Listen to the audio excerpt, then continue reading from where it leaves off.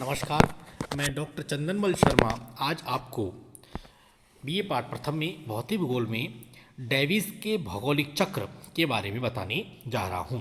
सर्वप्रथम डेविस महोदय ने 1899 में भौगोलिक चक्र की संकल्पना का प्रतिपादन किया तथा बताया कि भौगोलिक चक्र समय की वह अवधि है जिसके अंतर्गत उत्थित भूखंड अपर्दन के प्रक्रम द्वारा प्रभावित होकर एक आकृति विहीन समतल मैदान में बदल जाता है। इस तरह डेविस ने स्थल रूपों के विकास की चक्रीय पद्धति का अवलोकन ऐतिहासिक परिवेश में किया। उन्होंने बताया कि स्थल रूपों के निर्माण एवं विकास पर संरचना, प्रक्रम, अपर्दन के कारक तथा समय अर्थात अवस्था का प्रभाव होता है। तीन चीजें बताई कि स्थल रूपों के निर्माण एवं विकास पर संरचना, प्रक्रम और समय का प्रभाव होता है। इसी तरह आधार पर डेविस ने यह प्रतिपादित किया कि स्थल रूप संरचना, प्रक्रम और समय का प्रतिफल होते हैं। इन तीन कारकों संरचना, प्रक्रम और समय या अवस्था को डेविस के त्रिकट के नाम से जाना जाता है। डेविस का जो सिद्धांत है वो मुख्य उद्देश्य इसका स्थल रूपों का जननिक एवं क्रमबद्ध वर्णन करना था। डेविस का अपर्दन चक्र स्थल खंड के उत्थान के साथ प्रारंभ होता है। उत्थान की अवधि छोटी होती है तथा जब तक उत्थान चलता रहता है अपर्दन प्रारंभ नहीं होता है, परंतु जैसे ही उत्थान पूर्ण हो जाता है अपर्दन प्रारंभ हो जाता है तथा चक्र के अंत तक चलता रहता है। इस तरह उत्थान तथा अपर्दन कभी साथ साथ नहीं चलते। डेविस का यह मत भ्रामक है क्योंकि प्रकृति में अपर्दन उत्थान की समाप्ति की प्रतीक्षा नहीं कर सकता है। डेविस ने अपने अपर्दन चक्र को एक ग्राफ के माध्यम से समझाया है जिसमें निम्न मान्यताएं मानी है। स्थल रूप अंतर्जात एवं बहिर्जात कारकों की पारस्परिक क्रिया का प्रतिफल होता है।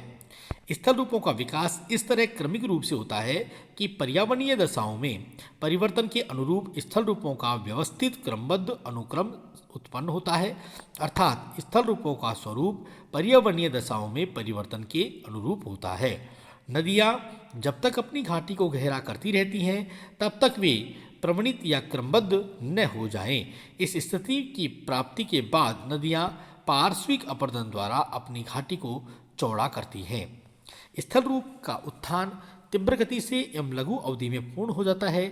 यह तब है कि डेविस ने यह भी स्पष्ट किया कि परिस्थिति वश अन्य स्थितियों में मंद गति से भी उत्थान हो सकता है। जब तक उत्थान की समाप्ति नहीं हो जाता है अपर्दन प्रारंभ नहीं होता है। डेविस ने अपने भौगोलिक चक्र आरेख द्वारा इसकी व्याख्या की है। उन्होंने बताया कि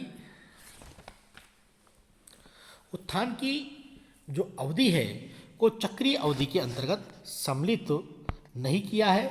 इसे अपर्दन चक्र की तैयारी की अवस्था या प्रारंभिक अवस्था बताया है।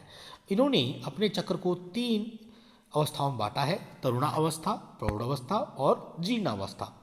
तरुणावस्था में स्थलखंड उत्थान की समाप्ति के बाद अपर्दन प्रारंभ होता है। पहाड़ियों के शिखर तथा जल विभाजकों के सक्रिय भाग अपर्दन से प्रभावित नहीं होते क्योंकि प्रारंभ में सरिताएं छोटी तथा दूर दूर होती हैं।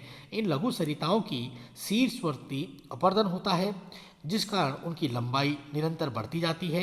इस प्रक्रिया को सरिता दीर्घीकरण कहते हैं। तीव्र ढाल एवं तीव्र जलमार्ग ढाल के कारण नदियों का प्रवाह वेग तीव्र होता है। परिणाम स्वरूप अधिकतम परिवहन क्षमता के कारण नदियाँ बड़े बड़े शिलाखंडों के माध्यम से जलगर्तन की प्रक्रिया द्वारा अपनी घाटियों को लंबवत अपर्दन द्वारा गहरा करती हैं। इस प्रक्रिया को घाटी गर्तन कहते हैं। इस तरह नदियों की घाटियाँ अत्यंत संकरी तथा गहरी हो जाती हैं। इसके ढाल खड़े तथा उत्तल होते हैं। घाटी गर्तन के कारण निचला वक्र एलसी निरंतर तेजी से घटता जाता है, अर्थात घाटियों की तली गहरी होती जाती है। निरपेक्ष उच्चावाच स्थिर होता है क्योंकि पार्श्विक अपर्दन नगण्य होता है।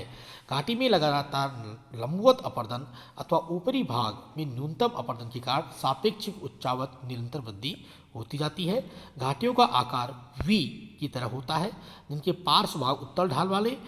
इस तरह गार तथा कैनियों का निर्माण होता है। नदियों की अनुदैर्घ्य परिच्छेदिका जलमार्ग में उच्छलिकाएँ रैपिड्स तथा जलप्रपात होते हैं जो समय के साथ तरुणावस्था के अंत में समाप्त हो जाते हैं। प्रौढ़ावस्था। प्रौढ़ावस्था प्रारंभ होते ही पार्श्विक अपर्दन प्रारंभ हो जाता है, अर्थात घाटिया की चौड़ाई बढ़ने लगती है तथा इस प्रक्रिया को घाटी का चौड़ा होना कहते हैं। अधिकांश सरिताएं अपर्दन के आधार तल के अनुरूप प्रवणित हो जाती हैं और घाटी का गहरा होना निहायत कम हो जाता है। प्रौढ़ावस्था में मंद जलमार्ग ढाल के कारण नदियों का प्रवाह वेग कम हो जाने से उनकी परिवहन क्षमता भी कम हो जाती है, जिस कारण घाटी गर्तन मंद हो जाता है, परंतु पार्श्विक अपर्दन के कारण घाटियों का चौड़ा होना अधिक सक्रिय होता है। जीर्णावस्था। जैसे ही निम्नवर्ती या लंबवत अपर्दन घाटी गर्तन का स्थगन हो जाता है, जीर्णावस्था प्रारंभ हो जाती है, परंतु पार्श्विक अपर्दन तथा घाटी के चौड़ा होने का कार्य अब भी जारी रहता है। जल विभाजकों के आकार में अक्षय, अधक्षय तथा पृष्ठवर्ती अपर्दन के कारण ह्रास होने लगता है। परिणाम स्वरूप ऊपरी वक्र में तेजी से गिरावट आने लगती है, अर्थात निरपेक्ष उच्चावच तेजी से घटने लगते हैं। इस अवस्था में जलमार्ग ढाल के निहायत कम हो जाने के कारण गतिक ऊर्जा न्यूनतम हो जाती है, जिस कारण लंबवत अपर्दन या घाटी गर्तन नहीं हो पाता है। निरपेक्ष तथा सापेक्ष उच्चावच दोनों न्यूनतम होते हैं। घाटियाँ उतली तथा अत्यधिक चौड़ी हो जाती हैं, जिनका पार्श्व ढाल अवतल होता है। इस अवस्था में समस्त स्थलखंड उच्चावच वाला होता है, जिस पर नदियाँ मियांडर बनाती हैं, विस्तृत बाढ़ मैदानों का निर्माण करती हैं। इस तरह समतल मैदान को डेविस ने पेनी प्लेन समप्राय मैदान का नाम दिया और यहीं कहीं जो ऊंची पहाड़ियाँ रह जाती है उन्हें उन्होंने मोनोड नॉक की संज्ञा दी। मोनोड नॉक का नाम संयुक्त राज्य अमेरिका के न्यू हैम्पशायर की मोनोड नॉक पहाड़ी के आधार पर किया है। डेविस के भौगोलिक तंत्र का मूल्यांकन। डेविस ने अपना भौगोलिक चक्र विश्व स्तर पर व्यापक समर्थन ख्याति मिली। प्रतिपादित काल 1899 से लेकर 1950 तक इस सिद्धांत का नशा छाया रहा।